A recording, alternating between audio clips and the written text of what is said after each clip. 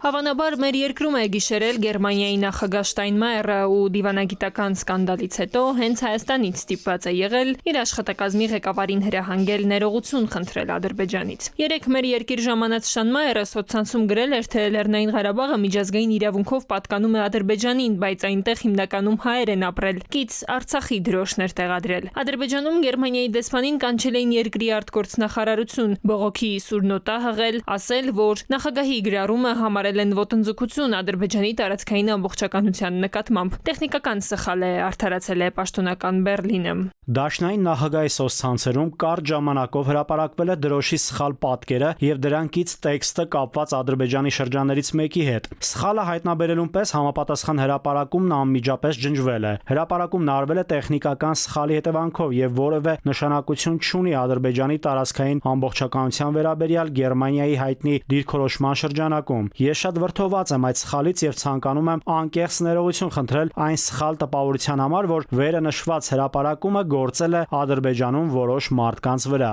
Գերմանիայից արցախահայերի իրավունքների հետ կապված հայտարարություններ էլի հնչել են, նույնիսկ օրակարգից հարցը դուրս չի եկել, բայց Բաքուն այսքան սուր չի արձագանքել։ Բաքվի նյարդերը գրգռել է մեր արցախյան եռագույնը։ Քաղաքագետը կարծում է, հենց դրոշն է դարձել դիվանագիտական այս սկանդալի պատճառը։ Պետք է իրապես լինենք, պետք է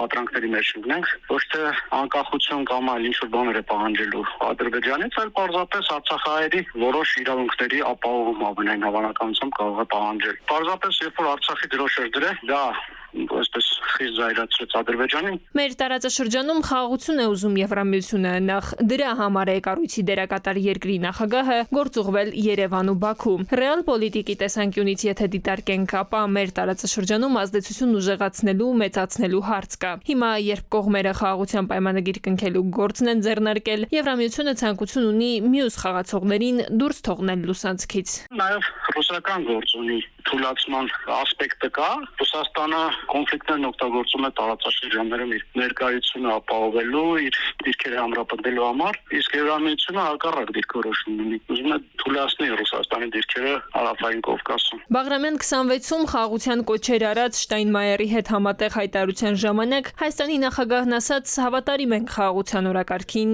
լավատես ենք։ Սակայն լավատես պետք չէ լինել Բաքվի ագրեսիվ քաղաքականության հարցում։ Հենց մեր հյուրը Բաքու հասնի, նրան հաստատ կպատմեն ադրբեջանական հեքիաթները, թե հայերն են կրակում, հայերն են փակուղի տանում խաղաղության օրակարգը։ Կհավատա ներողություն խնդրած նախագահը։ Տիգրան Գուրգենյան, ժամը լրատվական։